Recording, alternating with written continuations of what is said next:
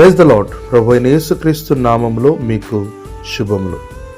ఈ దినం కొరకైన దేవుని వాగ్దానం, నీకు సమాధానము కలుగునుగాక, సమాధానము కలుగునుగాక. మొదటి దినవృత్తాంతములు 12వ అధ్యాయం 18వ వచనం. ఆత్మావేశుడైన అమాషా దావీదు విషయమై పలికిన మాట, నీకు సమాధానం కలుగునుగాక.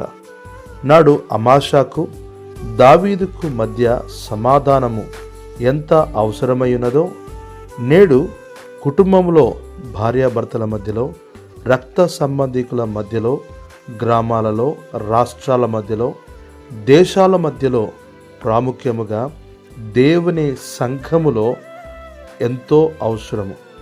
ఈ సమాధానంను రెండంతలుగా ఉండాలి. అప్పుడే ఇరువురి మధ్య సఖ్యత కలుగుతుంది.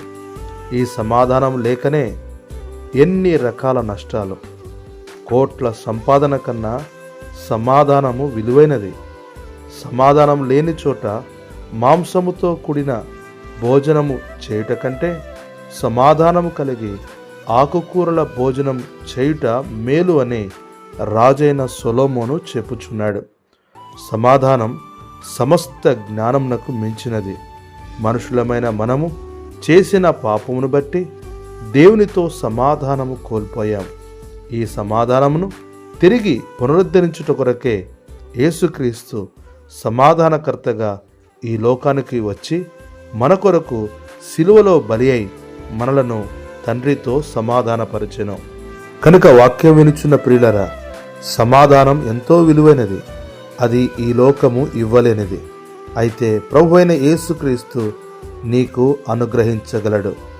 ఈ దినమే సమాధానకర్త అయిన యేసుక్రీస్తునందు విశ్వాసం ఉంచుము. ప్రభు కృప నీకు తోడైనగాక. ఆమేన్.